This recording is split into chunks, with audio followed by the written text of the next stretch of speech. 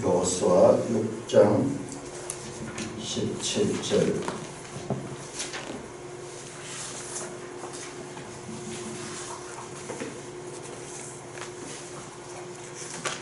여호수아 6장 17절. 이 성과 그 가운데 있는 모든 것은 여호와께 온전히 바치되 기생 라합과 그 집에 동거하는 자는 모두 살려주라.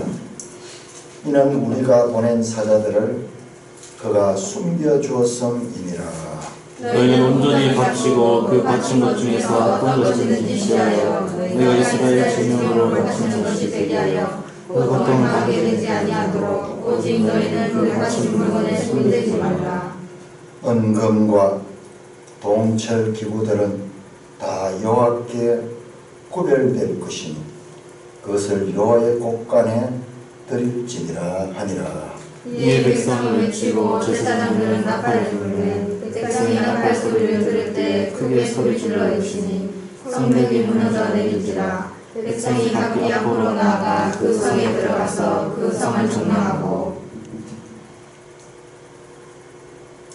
같이 그 성 안에 있는 모든 것을 온전히 바치되 남녀노소와 소와 양과 나귀를 칼날로 멸하니라. 7장 1절만 우리 한 목소리 읽겠습니다. 7장 1절 시작. 이스라엘 자손들이 온전히 바친 물건으로 말미암아 범죄하였으니 이는 유다 지파 세라의 중손 삽디의 손자 갈미의 아들 아간이 온전히 바친 물건을 줬으니라. 여호와께서 이스라엘 자손들에게 진노하시니라.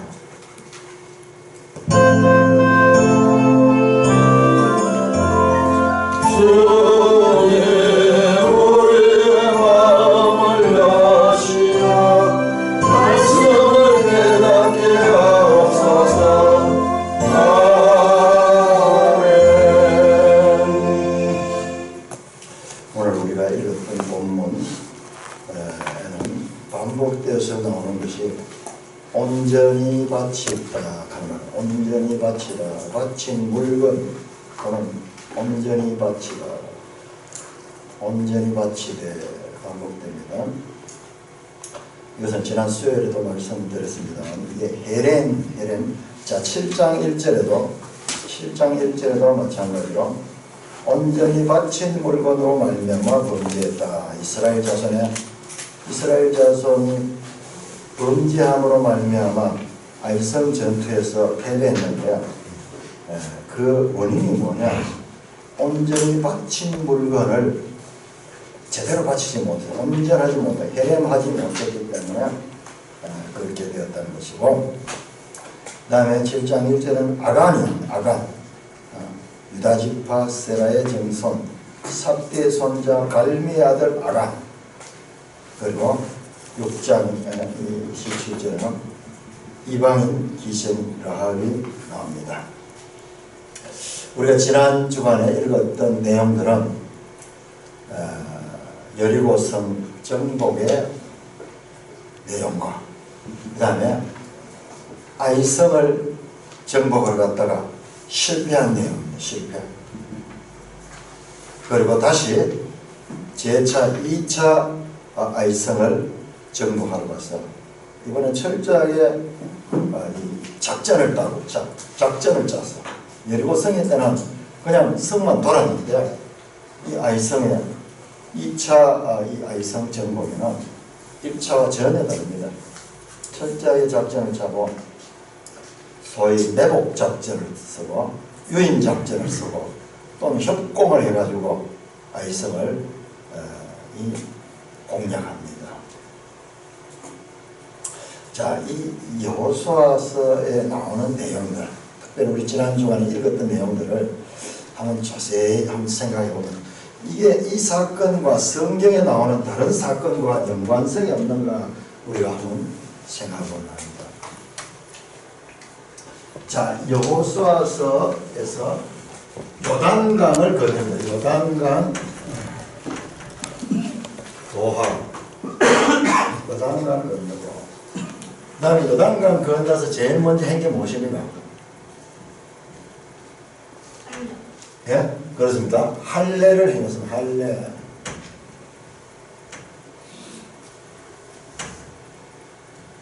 여기 5장에 나옵니다. 5장에. 그 다음에 두 번째로 요단강을 건넌 다음에 유월절을 준수합니다. 유월절.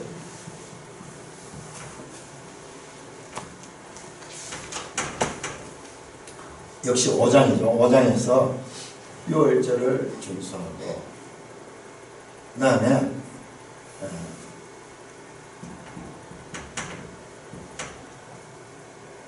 C로 나오면 그 다음에 또 무슨 사건이냐 그러면 이걸 잊어버리기 쉬운데 할례라고 유월절 준수하고 누구를 만났냐면 여호와의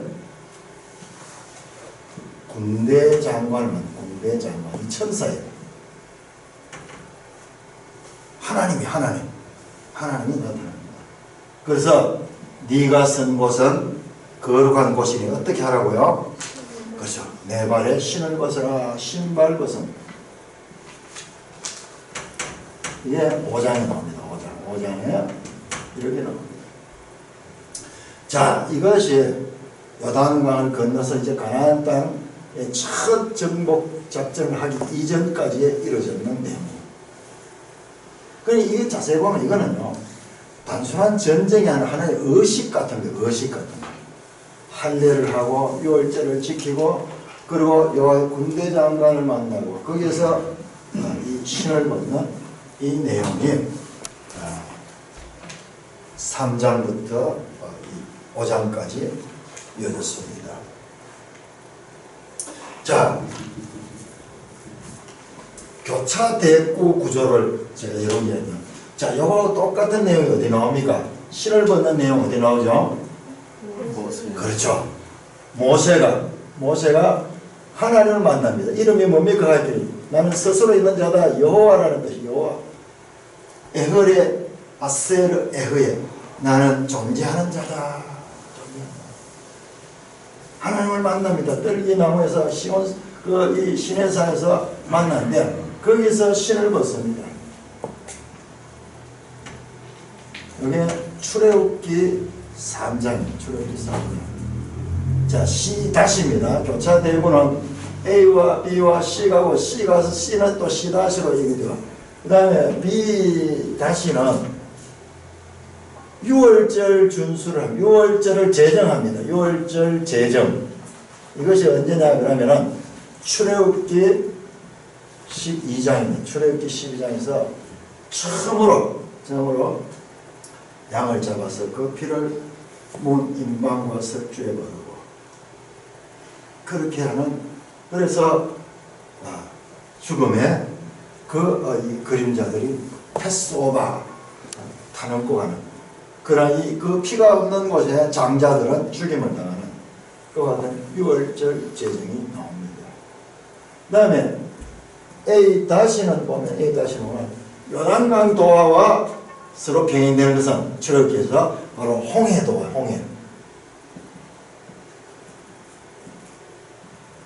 자, 14장이죠. 출애굽기 14장.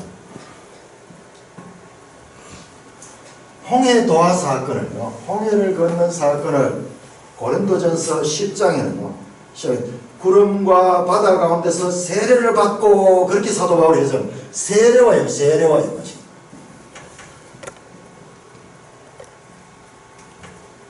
고전 10장에 보면은 이 홍해도화 사건을 너희가 다 그때 그 조상들이 이 구름과 바다 가운데서 세례를 받았다 그렇게 말씀하십니다.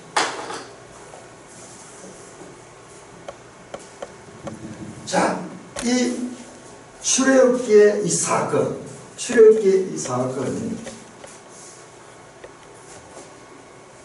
자세히 구조를 가지고 보니까는 여호수아에서 반복되고 있어요. 반복되잖아. 이와 같은 것 성경에서 계속 나타나는 이와 같은 반복을 제가 설명하기 위해서 어렵게 이 러시아 인형을 구했잖아요. 러시아 인형을 구해가지고 이걸 가지고 계속 보여드렸죠. 성경의 구조는 이렇다. 이 작은 것이 있으면 그 위에 그것을 또 덮이는 또 더 큰 것이고 또 그것을 덮는 이와 같은 반복된 구조가 있다. 요거를 이제 울림이라는 말로 정의한다. 울림이 있다. 울림.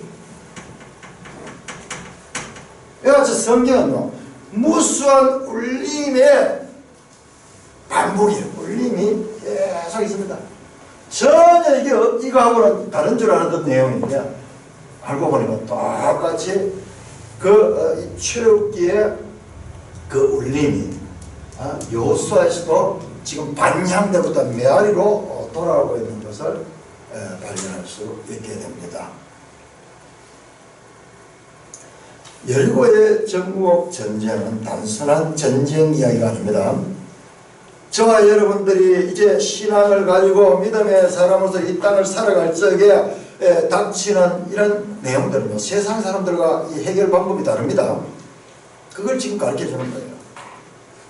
이 전쟁은 그 출애굽시켰던 그 하나님이 하시는 전쟁이니, 그래서 이 전쟁은 거룩한 전쟁이에요. 거룩한 전쟁. 그래서 성전이다. 그렇게 성전. 이는 여호와의 전쟁. 이 여호와의 전쟁, 거룩한 전쟁의 승패는 칼과 창과 인간의 힘에 있는 것이 아니라 하나님의 주권을 인정하고 그의 말씀을 순종하는 데 승패가 알려진다는 메시지가 이 여호수아서에 나타나는 거예요. 하나님이 누구신가?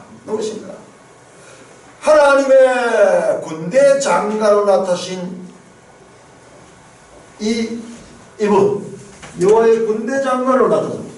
그 앞에 여호수, 당신은 우리 편입니까? 저 편입니까? 당신은 좌파입니까? 우파입니까? 물 때 아니다. 나는 하나님의 뜻을 제시하는 자다. 좌파도 아니고 우파도 아니고. 하나님이 누구시냐? 거룩한 용사시다. 거룩한 용사. 자, 여호수아의 전쟁은 거룩한 용사이신 하나님의 전쟁이다. 거룩한 용사. 그래서 유명한 이게 신학적인 구호입니다. God is warrior. 하나님은 용사시다. 하나님은 용사시다. 하나님, 용사이신 하나님과 함께 할 때에 하나님은 전쟁의 하나님이시죠. 전쟁의 하나님. 이스라엘의 전쟁은 그냥 무기와 전략의 전쟁이 아니라, 자, 그게 포함이 안 되는 거 아닙니다. 포함이 됩니다. 그러나 그것만 가지고는 승리할 수 없는 것입니다. 이 용사이신 하나님과 함께 할 때, 그 하나님을 대장으로 삼고 했을 때 우리가 승리할 수 있습니다. 이 하나님이 누구신가? 오늘날에도 저와 여러분 인생 행로 가운데 찾아오는 우리가 감당할 수 없는 사건들, 혼란들, 위기의 소용돌이 가운데서도 우리를 구원하시는, 우리를 승리케 하시는 그 하나님, 거룩한 용사이신 하나님이십니다. 저는 개인적으로 1999년 9월에서 2000년 3월까지 3년 6개월간 저의 인생에 몰아친 노도 광풍 같은, 그야말로 성경에는 리와야탄 바다 괴물 같은, 아무리 화살을 쏘아도 그 화살이 들어가지 않아요. 그 비늘이 철갑이 돼 있어요. 인생으로서는 이길 수 없는 그 리와야탄, 그 리와야탄의 아가미를 갈고리로 깨어가지고 그 육지로 끌어올리시는 그 용사이신 하나님, 그 용사이신 하나님이시, 그분이시, 그분. 저와 여러분들의 삶 가운데 닥치는 풍비백산 내고자 우리를 다 없애고자 하는 노도 광풍같이 우리를 삼키려는 그 리와야탄을 갈고리로 아가미를 깨어가지고 땅 위로 던져가지고 그 새들의 먹이가 되게 하시는 그분이 바로 이분이죠. 이분. 지금도 거룩한 용사이신 하나님. 그분의 등장 장면을 지금 이 여호수아에서 보여주는 거예요. 우리 지금 옛날 이야기 배우는 이야기 아닙니다. 이 용사의 신 하나님은 오늘 현재 우리의 삶 가운데서도 그 여호수아의 그림처럼 나와있던 그 장면처럼 우리에게 역사하시는 그분이다. 세상은 이분을 알지 못해요. 세상은 살다가 세상 사람도 똑같이 우리와 같이 어려움을 당합니다. 그리고 성공할 수도 있습니다. 믿는 자도 꼭 성공하는 거 아니에요. 실패할 수도 있습니다. 그럼에도 불구하고 그런 체험을 통해서 우리의 삶을 주관하시는 거룩한 용사이신 하나님을 알아가는 자가 성도고, 그런 경험을 해도 그냥 우연히 일어난 일이다. 유령처럼 제자들도 갈릴리 바다 풍랑일 때 예수님께서 이 풍랑 가운데 바다를 걸어서 이리 오실 적에 가까이 왔을 때 예수님을 보고 유령이다. 그럼 혼비백성 유령이다. 그러나 그 큰 풍랑의 와중에서도 구원의 손을 펼쳐서 구원하시는 그분이 바로 용사이신 하나님. 여호수아서에 나오는 가나안 정복 전쟁은 거룩한 전쟁입니다. 세상의 현인들도요 이걸 알아요. 인생은 만인에 의한 만인의 투쟁이다. 이 이야기 많이 들었는데, 우리 학교 다닐 때 많이 들었는데, 그분이 홉스라는 분이 있어요. 홉스. 근데 홉스가 누구냐? 그 리바이어든 국가론을 썼는 17세기에 국가론을 썼는 그분인데, 알고 보니까 그분이 성경에 깊이 그 리바이든 내가 그 책을 이렇게 가지고 그 내용을 쭉 보니까 이 3부로 되어 있는데 마지막 3부는 전부 성경이에요. 그러니까 그런 제목이 나오는 거예요. 제목이 나오는 인생 전쟁 가운데 어떻게 우리가 승리할 수 있는가를 자세히 보여주는 것이 여호수아서의 가나안 정복 전쟁에 관한 내용이라고 했을 때, 우리가 눈을 부릅 뜨고 이 내용들을 정말 하나라도 놓칠까 싶어서 금을 찾듯이 은을 찾듯이 감춘 보화를 찾듯이 이 말씀을 통하여서 특히 젊은이들은 앞으로 펼쳐질 그 인생의 노도광풍같이 닥쳐오는 그와 같은 사건들, 그와 같은 문제들을 말씀으로 이길 수 있는 지혜를 얻는 거룩한 용사의 백성들 되기를 주님의 이름으로 축원합니다. 여리고성은 이 가나안의 첫 성입니다. 첫 성. 여리고성을 정복하는 데는 군사적인 작전이라든지 이런 거 하나도 없고요. 철저하게 하나님의 명령에 순종합니다. 6일 동안 이 은잡기를 이 중간에 세우고 앞선 부대가 있고 뒤선 사람들이 있고 7일 동안 한 바퀴를 도는데 아무 말 없이 입에 말을 뱉지 못하고 오직 제사장들만 7 나팔을 두고 나팔만 불고 하루를 돌았습니다. 다음 날도 똑같이 아무 말 없이 행군했습니다. 쭉 성을 돌았습니다. 마지막 7째 날에는 7바퀴를 돌고 그 7바퀴를 돌 때는 나팔 소리와 더불어 백성들도 함성 소리를 외쳐서 뭐라고 외쳤는지는 모르겠어요. 와 그랬는지 뭐라고 그랬는지 모르지만은 갑자기 그 많은 이 행렬이 소리를 치니까는 여리고성이 무너졌습니다. 여리고성은 창과 칼과 힘으로 얻은 거 아니에요. 오직 명령에 순종함으로 해서 얻을 수 있던 정복한 것이 여리고성입니다. 우리 지도 한번 펼쳐볼까요? 가나안의 두 번째 정복할 성은 아이성이 있어요. 아이성. 지도책 138조. 138조.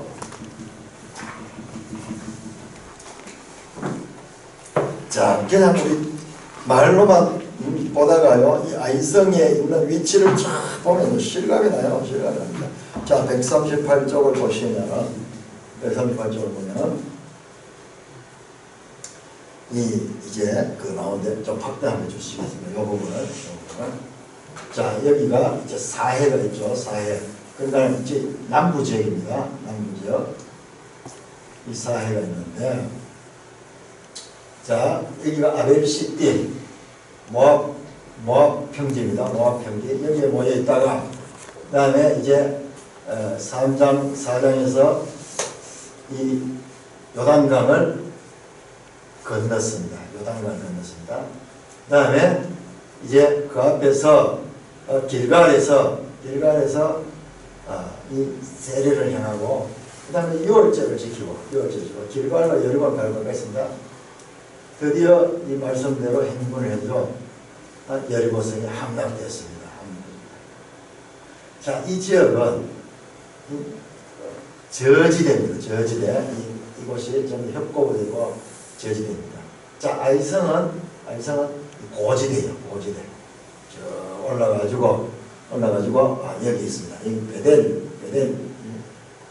서쪽에 있다는 성경에 보면 성경에 베델 서쪽에 있다고 나와요. 그 서쪽이잖아요. 이게 서쪽이거든요. 여기 동쪽이거든요. 그리고 여기 어떻게 하다 올라갔다고 돼 있어요. 올라갔다고. 그냥 갔다가 아니고 올라갔다 돼 있어요. 여러분 다른 성경을 보면요. 이쪽에 있는 사람들이 길갈과 올적에 내려왔다 그렇게 돼 있어요. 여러분들 성경이 어떤 책인가 보세요.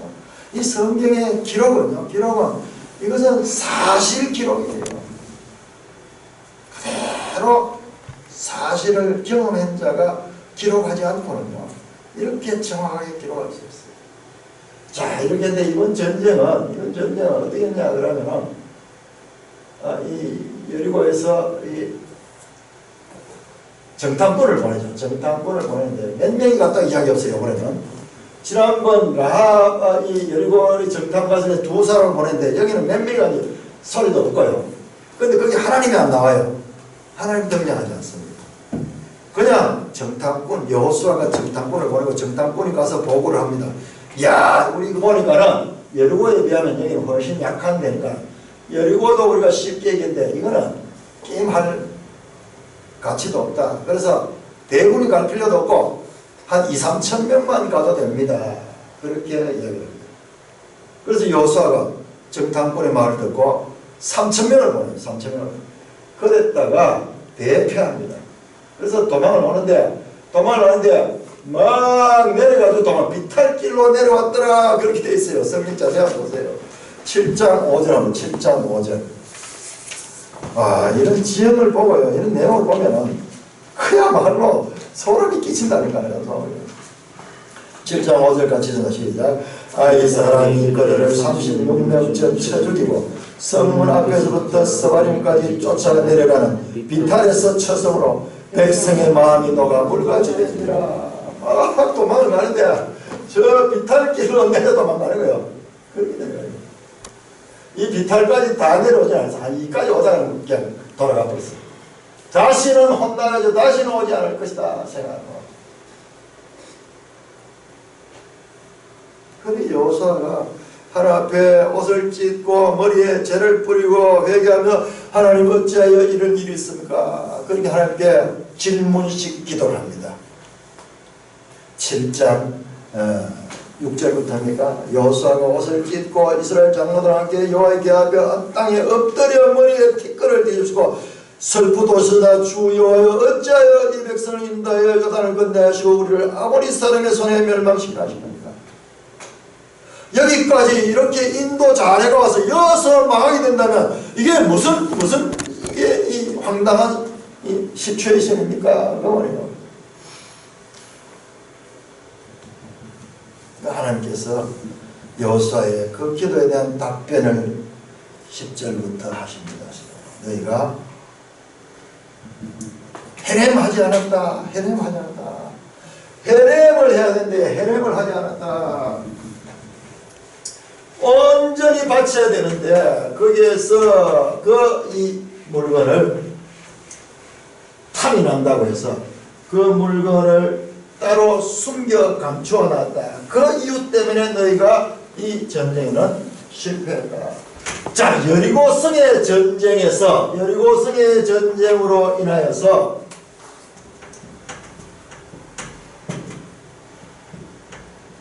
여리고성의 전쟁으로 인해서 승리한 이스라엘이요. 여기에서 자만했어. 자, 헤렘은 온전히 바친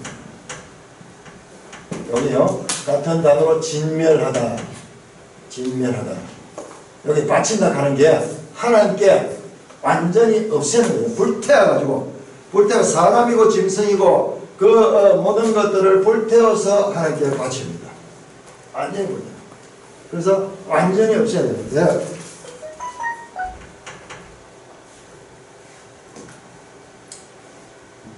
백성 가운데 누군가가 그것을 완전히 바치지 않고 숨겨가지고 자기 진영에다가 진영 하나님 그걸 아시는 거예요. 자, 이 아이성 전쟁을 자세히 보면 아주 중요한 영적 교훈이 있는데 여리고는 큰 성이에요. 정말 역사적으로 오랜 성인데 여리고의 승리에 도취한 이스라엘 백성은 자만하고 하나님께 묻지 않고 아이성 전쟁에 갔고 그리고 그 아이성 전쟁을 통하여서 쉽게 이길 줄 알고 갔다가 대패했습니다. 여러분 저와 여러분들도 마찬가지입니다.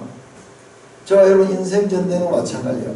우리는 큰 위기에는요 그게 강력하게 대처를 합니다. 그러나 작은 위기는요 쉽게 생각합니다.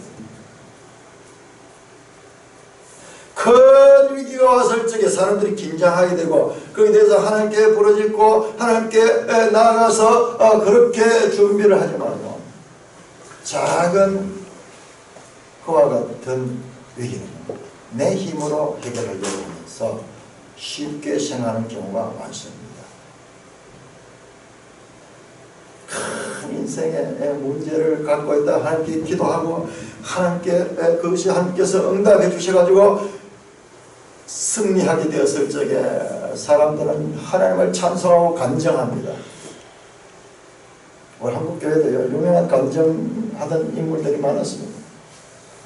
순복음교회 조영기 목사님 그 교회 그 큰 교회에서 간증을 하면요 그 많은 사람들 앞에서 그 간증을 많이 했어요. 저 깡패두목 김태촌이라고 서방파 깡패두목인데 이분이 감옥에서 전도를 받고 거기에서 예수를 믿었어요. 그래서 세례를 받고 예수를 믿어가지고 이제 이 추록회가 나와가지고 막 다른 이제 모든 과거의 이 죄를 다 씻고 이제 하나님의 자녀로서 신학교도 가고 그렇게 하나님 자녀로 살겠습니다. 그렇게 간증을 하니까 박수를 치고 그러니까 교회마다 또 이렇게 초청을 하고 그랬어요. 그리고 또 유명한 아마 젊은 사람도 모르지만은 유명한 대도 조세형 대도 이 사람은 뭐 도둑질을 해도 장관들은 큰 부자들 집에 가서 도둑질을 하는 거예요. 그 뭐 도둑질을 해가지고 뭐 조금씩 뭐 가난한 사람들이 나눠주기도 했는지 뭐 그래가지고 별명이 대도라 대도. 잡혀가지고 나와가지고 또 하고 이 도둑질하는 솜씨가 기가 막힌 거예요. 그래서 유명한 그 조세형이도 그 안에서 예수를 믿었어요. 그래서 나와서 이제 신학교를 가고 이러면서 성경을 들고 간증을 하고 뭐 해외까지도 간증을 하고 그랬는데 근데 그분들이 오래가지 못해요. 오래가지 못했어요. 그래서 크게 하나님의 영광을 돌리는 줄 알았는데 나중에 다시 또 폭력으로 행해가지고 감옥에 갇혀다가고 또 나중에 또 감옥에 갇힌 그런 일들이 있었어요. 그러니까 우리 신앙은요 그분들이 거짓으로 믿은 거 아닙니다. 분명히 믿었습니다. 그러나 우리의 신앙은요 계속적인 학습과 훈련이 필요한 거예요. 한 번 이겼다고 여리고성 승리가 끝이 아니에요. 여리고성은 시작입니다. 그 목사님들도 잘해야 돼요. 함부로 그렇게 세우면은 우선 사람들의 관심은 끌 수 있을지 모르지만 그분들의 영혼이 아직까지 어리잖아요. 자기가 아무리 나이가 많고 세상적으로 경험이 많더라도 신앙세계에서는 어린아이거든요. 마귀는요 그런 사람 주위를 맴돌면서 크게 그들이 이름을 떨쳤던 만큼 크게 하나님께 영광을 가리운 경우가 얼마나 많은지 몰라요. 짧게 보면은 뭔가 이런 것 같지만 크게 봤을지 이제 인생을 좀 살아보는 그게 뭐예요? 사람이 잘됐다고 잘된 것이 아니고 못됐다고 못된 것이 아니에요. 인생 전체를 봐야 됩니다. 지금 우리나라에서도 이 조국 장관 뭐 임명해가지고 저쪽에서는 이제 성공했다 할지 모르지만 알 수 없습니다. 알 수 없습니다. 이 일이 앞으로 어떻게 전개될지 알 수 없습니다. 우리 성경을 통해서 그걸 알아야 돼요. 성경은 한 사람의 그 역사뿐만 아니라 인류의 역사를 다 담고 있기 때문에 성경적인 관점에서 세상을 봐야 됩니다. 그러므로 우리에게 위기가 오고 어려움이 있다고 절망할 것도 아니고, 그리고 참으로 우리에게 복이 오고 그리고 성공이 있다고 해서 교만할 것이 아닙니다. 신앙생활의 위기는 여리고의 승리 후에 아이성에서 찾아왔다고 여호수아서는 기록하고 있습니다. 큰 승리를 맛본 바로 후에 위기가 찾아온다는 것을 우리는 분명히 압니다. 그래서 군에서도 이것을 우리 많이 배웠어요. 고지를 점령하잖아요. 그래서 막 고지를 탈환하는 그런 해서 딱 올라가면, 그 다음에 올라가자마자 어떻게 하냐고 하면 경계가 옵니다. 6.25 사회인데 백마고지 전투 있었는데 계속 그 고지 탈환이 바뀌는 거예요. 낮에는 우리 이 한국군이 이기다 밤에는 또 북한군이 이기고 계속 막 뺏고 뺏기는 그런 전쟁을 했다. 승리했다고 도취해가지고 축제를 벌이고 잔치를 하고, 그때 되면은 그날로 죽임을 당합니다.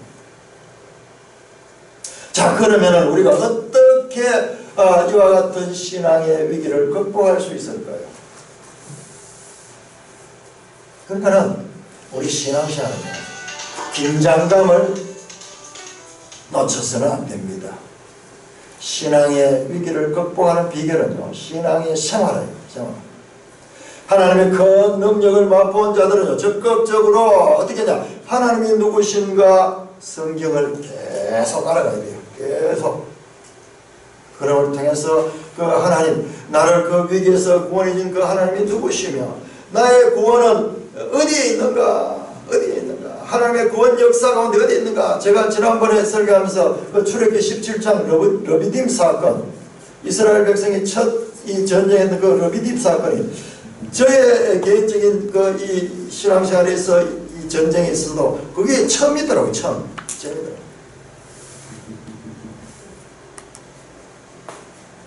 뿐만 아니라 예배 시간을 규칙적으로 교회를 통해서 교제를 하고, 교회는 규칙적으로 예배를 드리고, 이 교회를 통해서 신앙생활을 놓쳐서 안 됩니다. 이 신앙의 위기는 어디서 오느냐 그러면은 평범한 것을 소홀히 한 것입니다. 말씀 읽기, 매일 성경 읽기 꾸준히 해야 됩니다. 뜨겁게 열정적으로 읽는 것은 누구든지 할 수 있지만 이것을 꾸준히 읽는 것은 쉽지 않습니다. 몇 년이고. 그래서 여러분들 집마다 그 책꽂이 속에 매일 성경의 수가 늘어날수록 그만큼 우리의 신앙의 깊이도 깊어지고 넓어져야 될 것입니다. 성경에는 표시를 해야 됩니다. 매일 성경에다 줄을 치고 표시를 해서, 표시를 누가 와서도 뽑아보면 하얀 책 그대로 있는 것이 아니라, 제가 결혼해서 처음 보니까는 이 신부가 시집오는데 매일 성경이 여러 권 가지고, 나는 매일 성경이 있는 줄도 몰랐어. 지금도 목사님들 가운데 매일 성경이 있는지 모르는 분들이 많이 있어요. 펴보니까 그 줄을 쳐놨어요. 아, 읽었구나 하는 느낌이 오면서 되게 제가 이 책이 저한테 뭔가 울림을 주더라고요. 평범한가? 특별하게 뭐 기도원에 가서 뭐 금식하고 기도하고 이런 것 좋지만은 꾸준하게 생활하는 것. 기도를 꾸준히 해야 됩니다. 하나님과 꾸준히 기도의 교제를 할 수 있는, 규칙적으로 할 수 있는 그와 같은 평범한 일상에서 신앙을 생활해야 됩니다. 이와 같은 신앙의 기본이 무너질 때 예배를 소홀히 하고 성경 읽기를 건너뛰고 이런 사이에 우리도 모르게 의심이 들어오고 교만함이 들어오고 시기가 오고 질투가 오고 세상적인 욕망이 일어나면서 우리가 제어할 수 없는 괴물 같은 내 속에 있는 죄가 나를 지배하기 시작하는 것입니다. 기독교 신앙은 체험을 무시하지 않습니다. 체험을 아주 중요하시 합니다. 그럼에도 불구하고 체험에 치우치는 신앙을 극히 경계합니다. 살아보니까는요, 체험을 가지고 있는 사람들 뜨겁지만요, 그 체험으로 계속 가는 사람은 나중에 반드시 그렇게 넘어지더라고요. 반드시 넘어져요. 체험은 하나님이 살아계심을 우리에게 보여주는 정표이고, 그리고 우리를 성경으로 이끄는 이정표예요. 자, 이제는 너희가 하나님 말씀으로 살아라. 그 체험을 통해서 하나님 말씀으로 들어가야 하는 그 이정표지, 그 체험이 목적지가 아닌 것입니다. 많은 사람들이 이같이 신앙의 기본, 이와 같은 원리를 놓쳐서 성령으로 시작했다가 육체로 마치는 경우를 많이 보게 됩니다. 1차 아이성 전투를 통해 실패한 여호수아는 하나님께 통해 자복하고 실패와 원인을, 그 실패의 원인을 알게 되었습니다. 7장 1절 다시 한번 볼까요? 우리 7장 1절.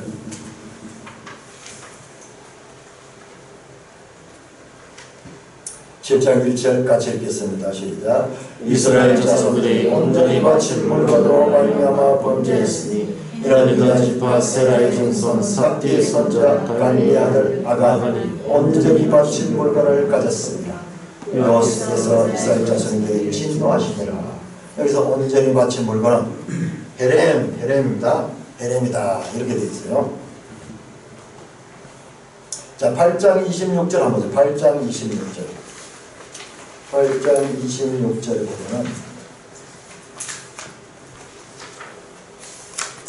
8장 26절 아이 주민들을 진멸하여 바치기까지 요 단어가 똑같이 헤렘이에요. 같습니다. 요 두 가지 같습니다. 자, 요 헤렘은 우리가 반드시 알아야 됩니다. 성도들은 우리 신앙의 ABCD예요. 이 헤렘을 이해하지 못해가지고 우리 성경을 오해하는 경우가 많이 있습니다. 이 헤렘은 완전히 바쳐야 돼요. 완전히 바쳐야 돼요. 그런데 이 아간이 온전히 바치지 못해서 하나님이 이스라엘 자손에게 진노했다고 말씀하고 있습니다. 하나님의 백성의 승리와 패배는 인간적인 요건에 있지 않고 오직 하나님 말씀에 순종하는 여부에 있다는 것을 아이성 정복 전쟁을 통해 새롭게 여호수아는 깨닫게 됐습니다.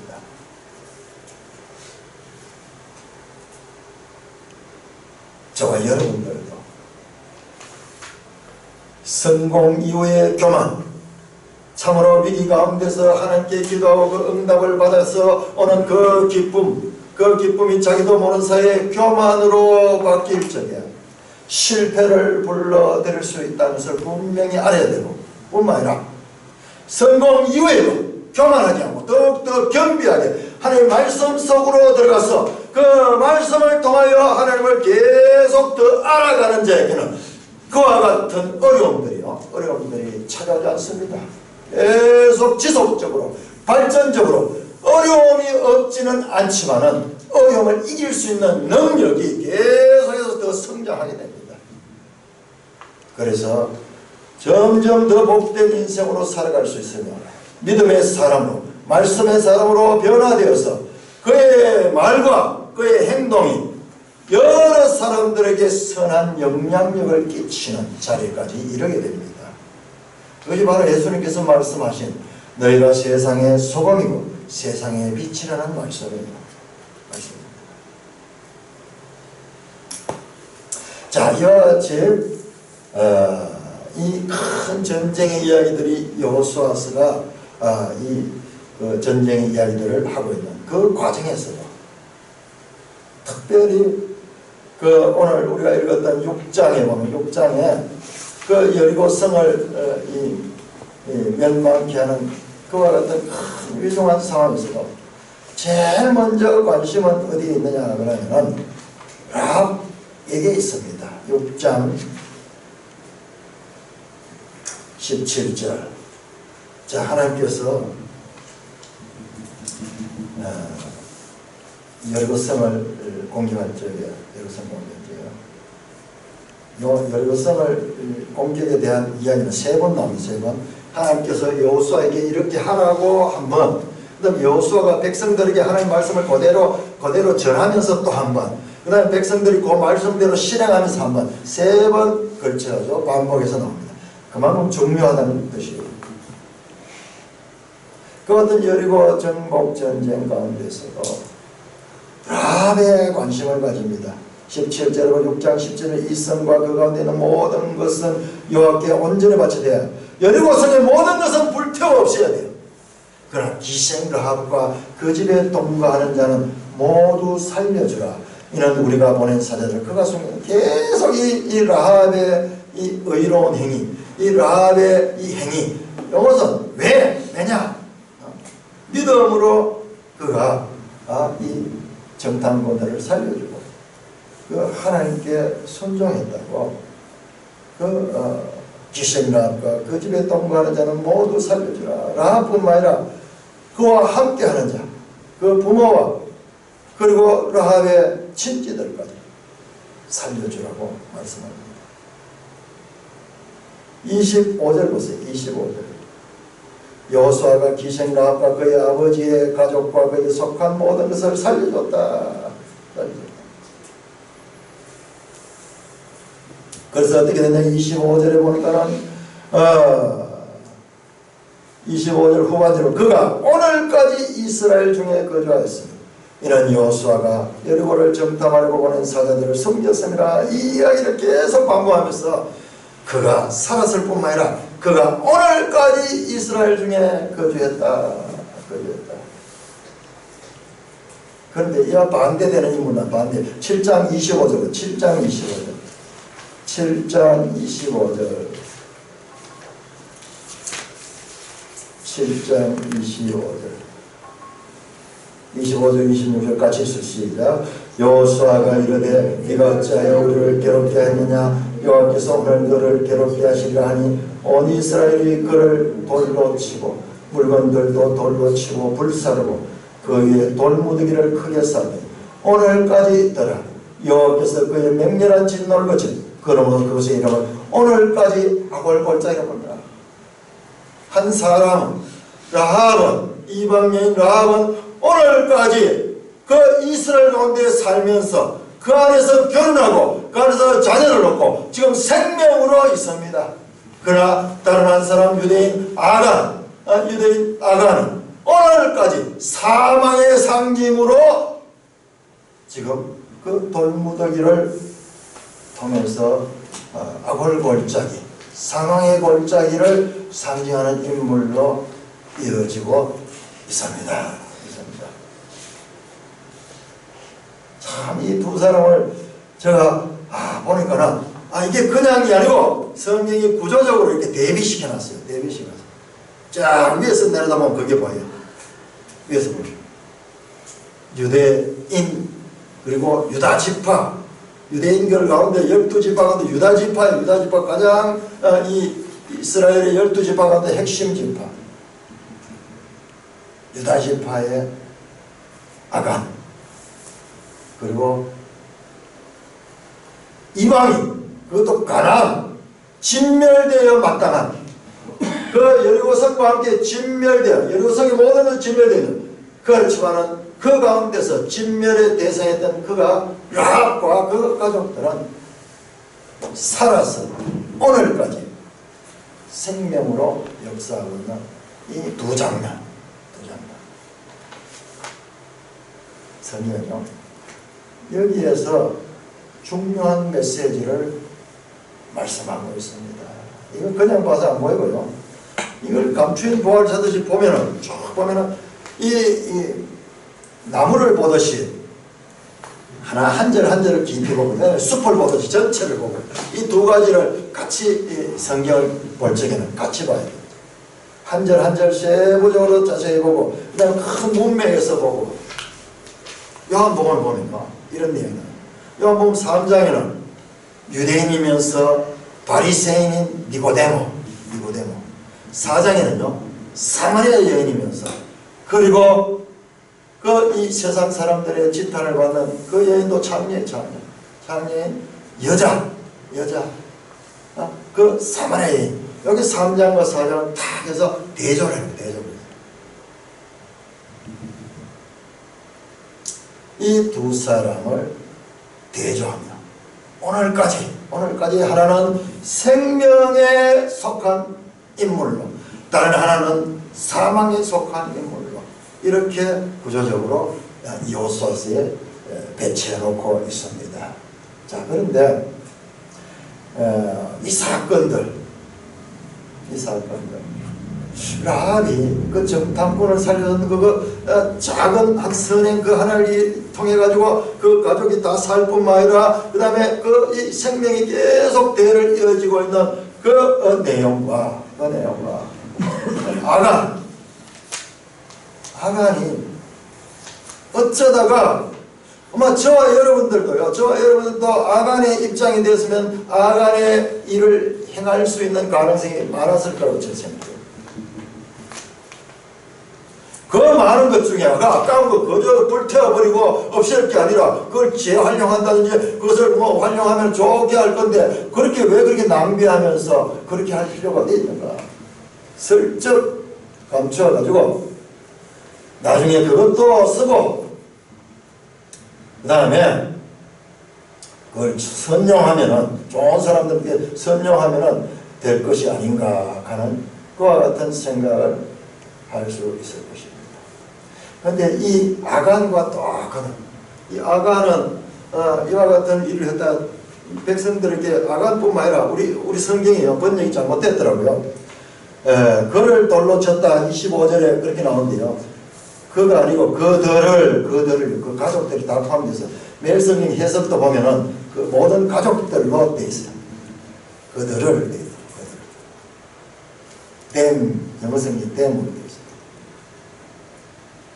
아간과 그 가족, 라합과 그 가족들, 그렇게 되어 있습니다.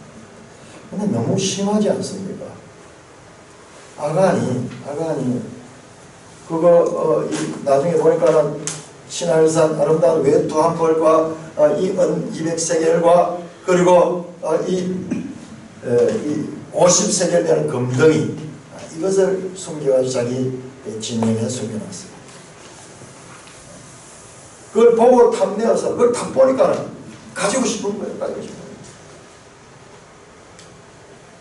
그런데 거기에 대한 징계가요. 그의 징계가 뭔가 좀 이렇게 이 본인이 어려움을 당한다든지 병이 걸린다든지 뭐 이런 것도 아니고 그와 그의 가족들이 다 죽는 이와 같은 일. 성경에서도 과잉처벌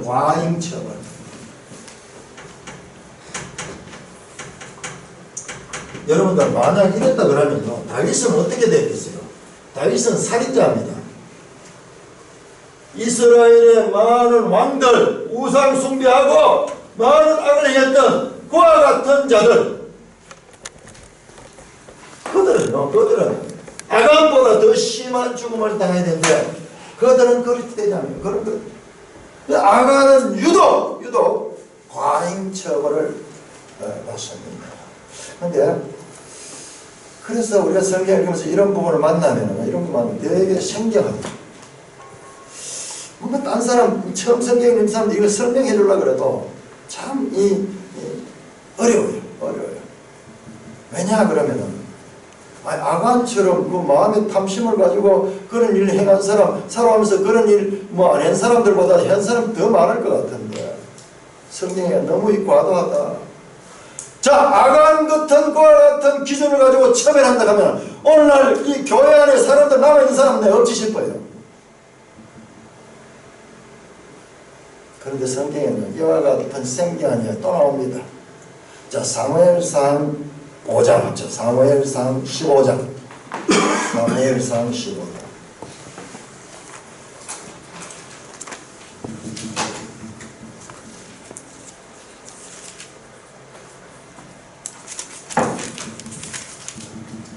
사무엘상 15장에 보면 여기에 사울왕이 아말렉과 전쟁을 하면서 거기서 전쟁을 승리하면서 여기서 해렘하지 않았어요.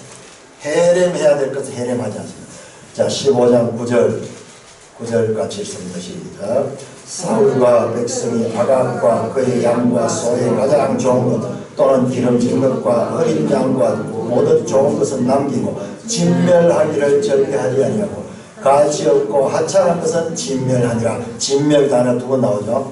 여러분 그 15장을 보면 진멸이라는 단어가 3절, 8절, 18절, 20절, 20. 이게 헤렘이야. 헤렘. 아까 이야기했던 그 헤렘입니다. 헤렘 구절에는 헤렘에는 이거 반드시 온전히 바쳐야 돼요. 온전히 바쳐야 돼요.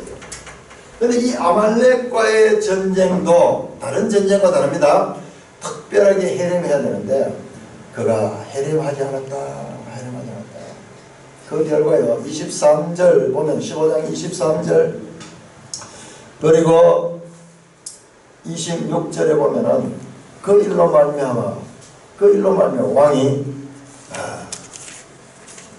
왕의 직을 잊어버리게 됩니다. 여호와께서도 왕을 버렸다.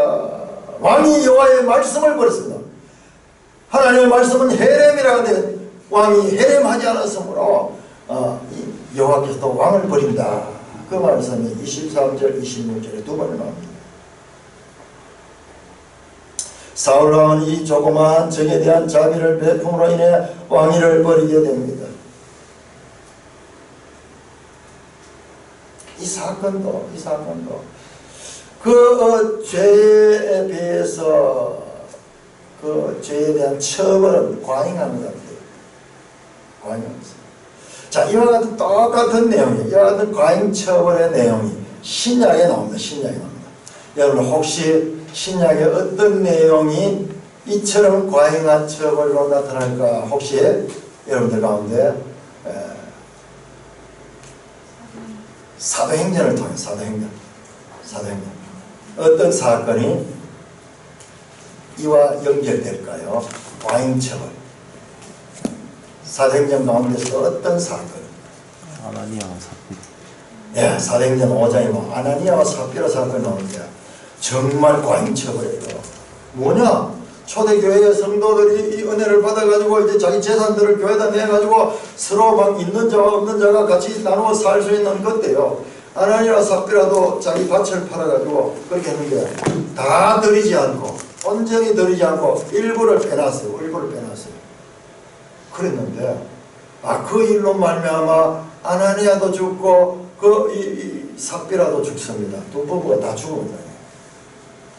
와, 너무 생뚱맞은 이야기예요. 아니, 훔쳤는 거 아니에요. 교회 헌금을 훔쳤는 것도 아니고 헌금할 것을 거기에서 자기가 자원해서 한 그 가운데서 일부를 자기가 빼서 드렸는데 이런 그야말로 성경에 다른 이야기와 전혀 다른 생경맞다 생뚱맞은 이야기 과잉처벌에 대한 이야기가 이렇게 아간에서 사울로 그리고 신약에서 아나니아로 이어지는 연속성을 가진 연속성. 자, 반대로 라합 경우를 한번 보자. 라합은 이방인이잖아. 이방인. 라합의 경우에는 과잉 축복이라고 할까요? 그냥 혼자 잘 믿는 것만 해도 구원받는 것만 해도 대단한 건데 그 가족이 다 구원받을 뿐만 아니라 이들의 대를 통해서 엄청난 축복이 이어집니다. 라합의 울림이 바로 성경 룻.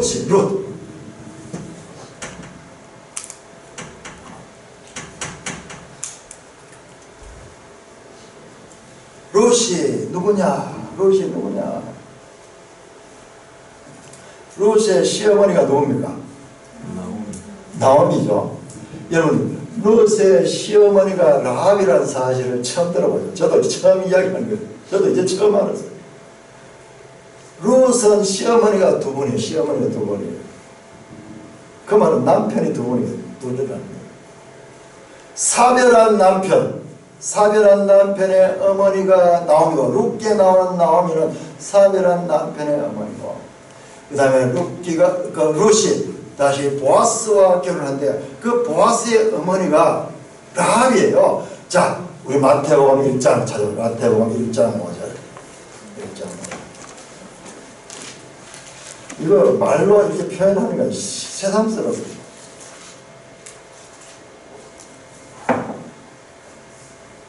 일장 5절 같이 쓴다. 시작. 살몬은 라합에게서 보아스를 낳고 보아스는 룻에게서 오벳을 낳고 오벳은 이새를 낳고 이새는 이 다윗의 아버지죠. 보아스가 우리가 이제 이건 행간의 상상력을 발휘하는 거예요. 성경에 안 나오는 이야기입니다. 보아스가 이 룻이 이방 여인이잖아요. 모압 여인이잖아요. 모압 여인. 그 보아스가 유대인들은 이방인들에 대해서 이렇게 꺼리는 경우가 많은데 이 보아스가 이방 모압 여인 그 룻에 대해서도 열린 마음을 가지고 있었던 것은 알고 보니까 자기 어머니가 이방 여인이에요. 자기 어머니가 라합이 라합 가나안 여인이에요.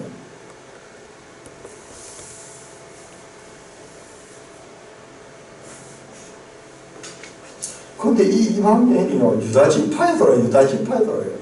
유다지파의 혈통에 속에서 아가는 진멸을 당하지만 이 이방 여인들이 유다지파에 들어와서 유다지파의 대를 이어가는 여인들이다.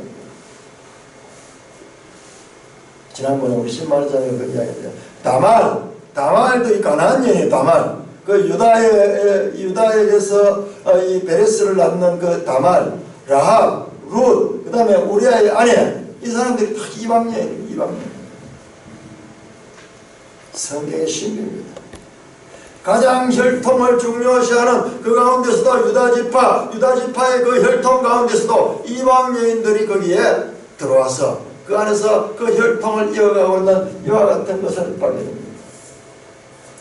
우리는 여호수아서를 통해 가지고는요, 그는 라합이 구원받았구나 이거만 알았는데 마태복음을 통해서까지 보니까는 그 라합의 후대 라합은 이거 몰랐어요. 라합은 그냥 결혼해서 살몬과 결혼했습니다. 그래서 보아스를 낳았을 뿐이고 그 보아스가 어떻게 되는지 그 자초지정을 알았는지 몰랐는지 성경은 기록하지는 모르겠어요. 어떻게 보면은 이 라합이요, 그 아들 보아스가 이 룻과 결혼해가지고 하는 것도 이 보았을 수 있을 거예요. 보았을 거예요. 성경에 기록하고 있지 않습니까? 그렇죠?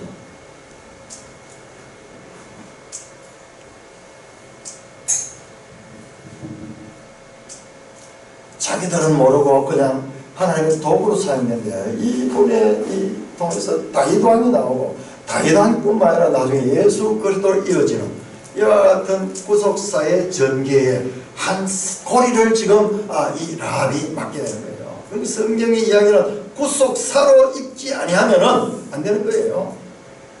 그냥 라합이 이방인들 믿음이 있어서 구원받았구나 이것만 가지고는 부족한 이에요. 부족한 이에요.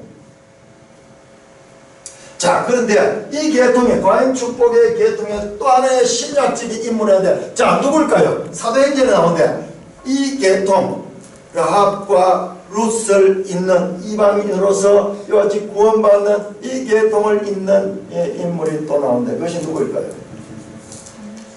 예? 누구요? 감옥이요? 감옥이요? 아닌데요. 감옥 아닌데요.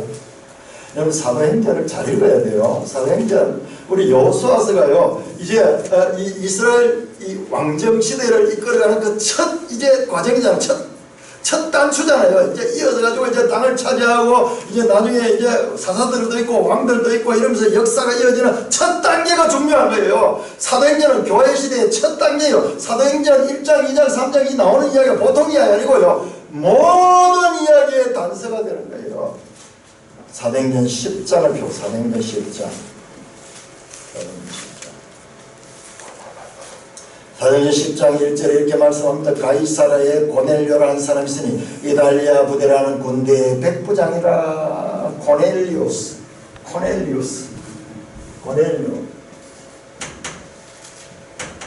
로마의 군인. 그 10장 한 장이 고넬료 이야기예요. 10장 한 장 전체가 이 사도행전은 한 장 한 장이 얼마나 중요한데 그 가운데서 10장 전체가 고넬료 이야기입니다. 고넬료가 베드로를 찾아가고 10장 44절 45절은 베드로가 이 말할 때 성령이 말씀을 듣는 모든 사람에게 내려오시고 베드로와 함께 온 할례 받은 신자들이 이방인에게도 성령 부어심을 말미암아 놀라니라.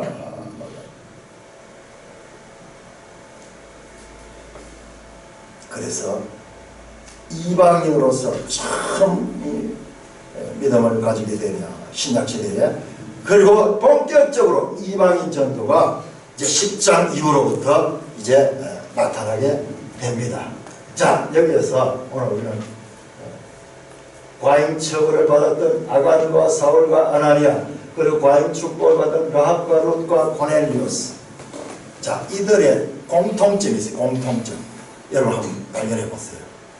이 성경을 우리가 생각을 하면서 이렇게 봐. 성경에는 모든 시대의 모든 이야기를 다 담아놓을 수 없어요. 다 담을 수 없고 딱 66권 안에다가 하나님의 뜻을 압축해서 놓기 때문에 여기에서 우리가 그 함축된 의미는 우리가 스스로 발견해야 돼요. 예? 어떻게 해요? 이방인이다. 어디 이쪽 계통이 전부 이방인이다. 할렐루야. 맞습니다. 여기 전부 다 이방인이다. 또 그러니까요, 우리가 구약을 자세히 공부를 해보니까는, 야, 구약의 하나님은 이스라엘의 하나님, 그리고 이방인은 무시하고 이방인은 진멸하는 그런 잔인한 하나님으로 우리가 오해하는 경우가 많은데, 성경 자세히 보면 이거 발견해서 우리가 성경 자세히 보니까 선지서라든지 이런 가운데서 항상 이방인에 대한 하나님 관심이 늘 있었어요. 오해하면 안 돼요. 하나님은 구약 속에서도 이방인의 구원에 대한 구원 계획을 이미 가지고 있었고, 그 다음에 그 안에서도 이미 그런 시들이 보입니다. 이방인이다. 이 축복받은 자들이 이방인이다. 또 저기는 보니까 전부 유대인네. 또 전부 유대인네. 그런 것도 공통점입니다. 더 중요한 것은요, 시대로 가야 돼. 시대. 자, 지금 라합 아간 사건은 이제 가나안 정복하는 그와 같은 촉이죠.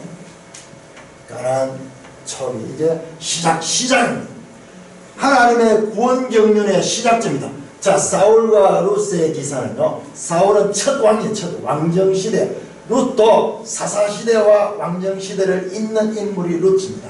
자, 룻기 보면 룻기의 위치가 어디냐 그러면, 룻기가요 사사기와 사무엘서의 그 사이에 들어있어요. 사이에. 여러분 성경 구성에서 룻기 구성이 너무 이상해요.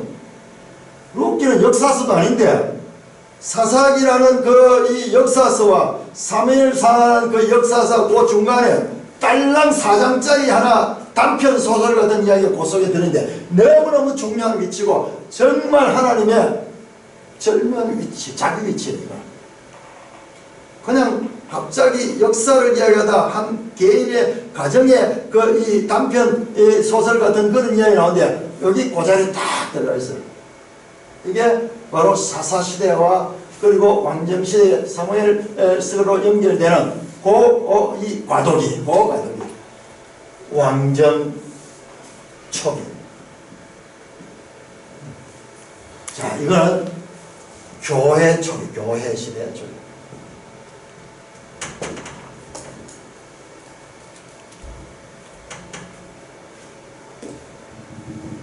우리 성경을 보면서 우리가 이 창족, 모, 사, 왕, 포, 창조시대, 족장시대, 그 다음에 모세시대, 사사시대, 왕정시대, 포로시대, 그리고 그 구약이고 신약이면 신약시대. 저 고넬료 사건은 신약시대로 연결돼요. 이 사건들은 특별한 시대입니다. 특별한 시대에 일어난 강력한 실물 교훈으로 특별한 사건이에요. 너무나 강하게 이스라엘 백성들 아간을 죽일 때요, 백성들이 다 돌을 들고 다녔어요. 같이 참여하게 하셨어요. 그래서 이 사건을 통해서 다시는 이와 같은 범죄를 행하지 않도록, 앞으로 정복해야 될 사건들이 얼마나 많은데 여기에서도 다시는 이와 같은 실패를 하지 않도록 그래서 우리가 봤을 때 너무나 극단적이고 너무나 과잉한 형벌을 당하게 하지만 이는 하나님의 지혜예요. 많은 사람을 살릴 수 있는 그와 같은 징계였습니다. 징계였습니다. 자, 그러므로 이와 같은 사건은 특별한 시대에 특별한 사건입니다. 자, 우리 성경에 나오는 이와 같은 특별한 시대의 특별한 사건을 그래서 우리가 보편적으로 적용을 시키게 되면 안 됩니다. 그래서 많은 사람들이 성경을 읽다가 이런 데서 실종하는 거예요. 실종하는 거예요.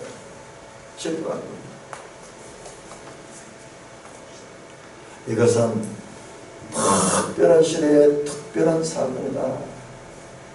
그래서 이 교훈 오늘까지 그 소문이 들려오더라 할 정도로 이 사건을 통해서 많은 사람들을 죽여. 제가 이걸 비유를 하려고 하다 보니까는 정말 적절한 것이 바로 오늘날 구제역이 일어나니까는 짐승들을 병들지 않는까지도 미리 살처분 해가지고 더 이상 번지지 않도록 하는 그와 같은 마치 이 외과 의사가 이 환자를 수술하기 위해서는 과감히 아프지만은 이 환부를 이렇게 도려내가지고 그렇게 수술을 할 수밖에 없듯이 큰 생명을 위해서 작은 생명이 죽임을 당하는 그와 같은 사건. 그러나 작은 생명이 귀하지 않은 것이 아닙니다. 작은 생명도 귀하고 큰 생명 다 귀합니다. 그러나 이것은 교훈이요. 강력한 메시지를 담고 있는 그와 같은 사건인 것을 우리가 반드시 이해를 해야 됩니다. 만약 이와 같은 사건들을 오늘날도 그대로 이렇게 적용을 시킨다면 저와 여러분들도 돌에 맞아 죽었어야 돼요. 오늘 우리 애들보다 더 큰 그와 같은 잘못을 할지라도 하나님의 은혜를 받아서 이렇게 하나님의 자녀의 영광에 참여할 수 있는 상속권을 가지게 되는 것입니다. 사랑하는 형제 자매 여러분, 우리 지난주 읽은 여호수아서는 이스라엘 백성이 땅을 정복해가는 과정에서 일어난 사건들을 그 가운데서도 이제 초창기 이제 오는 주간에는 이제 가나안 북부 지역부터 해서 그렇게 이제 땅을 정복하는 전쟁 기사가 나옵니다. 자세히 보면요, 여리고성과 아이성의 전쟁하는 방법이 다릅니다.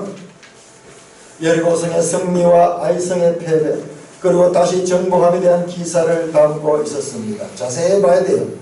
우리의 신앙의 과정도 마찬가지입니다. 한번 이 은혜 받고 끝나는 거 아니에요. 지속적으로 우리가 이 땅에서 우리의 생이 끝날 때까지 우리의 영적 전쟁은 계속됩니다. 그 가운데 나타난 아간과 그 라합의 사건은 참으로 특별한 사건인 것을 우리가 이해를 할 적에 이것이 전체적인 성경의 가르침과 모순되지 않는 것을 알게 됩니다. 제가 성경을 읽으면서 발견한 세 가지, 우리가 성경을 읽을 적에 반드시 놓치지 말아야 할 세 가지 원리가 있습니다. 이 세 가지 원리를 놓쳐버리면은 성경을 오해할 뿐만 아니라 많은 경우 이단들이 여기서 나와요. 이단들이 여기서. 첫째로 하나님의 주권과 사람의 책임. 그 다음에 두 번째로 구원 계시의 발전성. 그 다음에 또 한 가지가 시작된 종말. 여러분들이 이 주제를 설명할 수 있습니다. 반복해서 말씀드립니다.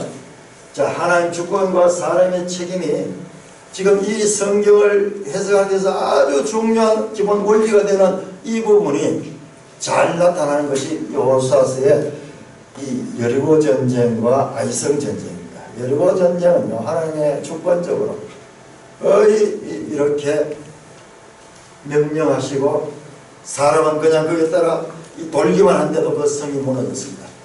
아이성 전투는 한번 보세요. 전혀 다릅니다. 적극적으로 작전을 짜고 군대가 매복하고 그 다음에 공격을 하고 그렇게 때를 따라가 신호를 보내고 철저하게 전략을 짜고 사람이 적극적으로 행동하여 참여하는 전쟁입니다. 그러니까 하나님의 주권과 사람의 친밀하는 이 주제를 우리가 여기에서 잘 볼 수가 있습니다. 또 하나 구원계시의 발전성 오늘 봤잖아요. 이 아간이나 이 라합의 사건이 그냥 그 사건으로 끝난 게 아니라 계속 성경 가운데서 발전적으로 전개돼서 마침내 고넬료까지 이르고 저와 여러분까지로 이어지는 이와 같은 구원계시의 발전성도 여기서 발견할 수 있습니다. 자, 그리고 시작된 종말론 아직 끝이 아닌데도 불구하고 이미 승리했는 것처럼 말씀하는 이 부분. 자, 우리 6장 한번 볼까요? 6장 2절. 여호수아 6장 2절.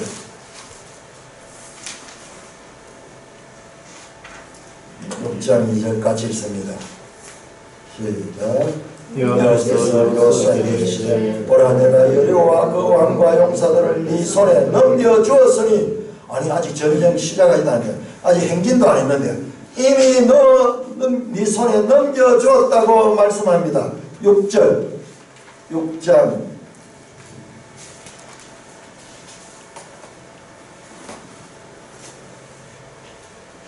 16절 6장 16절 시작. 일곱 번째 제사장들이 나팔을 불 때 여호수아가 백성이 이르되 외치라 여호와께서 이 성을 너희에게 주셨느니라. 이미 줬다고 말을 이미 줬다고 말씀하고 있습니다. 자, 오늘 8장 1절 1차 아이성 전투에서 실패한 여호수아에게 하나님께서 말씀합니다. 8장 1절 시작. 여호와께서 여호수아에게 이르시되 두려워하지 말라 놀라지 말라 군사를 다 거느리고 일어나 아이로 올라가라. 보라 내가 아이 왕과 그의 백성과 그의 성과 그의 땅을 다 내 손에 넘겨주었다. 이미 현재 완료로 표현하고 있습니다. 가나안 정복 전쟁에 처음에 나오는데요. 이 성경 전체를 흐르고 있는 세 가지의 성경 해석의 기본 원리, 하나님의 주권과 사람의 책임에 관한 메시지, 구원계시의 발전성, 그리고 시작된 종말론의 요소가 지금 다 보이고 있습니다. 이처럼 성경 66권은 유기적인 관계를 형성하고 있습니다. 하나님과의 하나님의 뜻은 이와 같은 구조를 통해서 점진적으로 계시되고 있습니다. 우리가 현재 읽고 있는 이 본문이 가지는 66권 전체에서 위치를 바르게 알아가면서 하나님이 누구신가를 깨달아가며 하나님이 기뻐하시는 그와 같은 삶을 사는 모든 산골교회 되시기를 주님의 이름으로 축원합니다. 하나님 아버지 은혜를 감사합니다. 참으로 하나님께서 우리에게 말씀을 주시고 그 말씀을 통하여서 우리의 영의 눈을 열어주시며 우리의 삶을 해석하며 또한 나라의 삶도 해석하게 하시며 하나님이 누구시며 또한 우리의 존재의 이유가 무엇인가도 알게 하시며 이 말씀으로 세계를 해석할 수 있게 하시며 우리의 삶을 해석할 수 있도록 인도해 주시니 감사를 드립니다.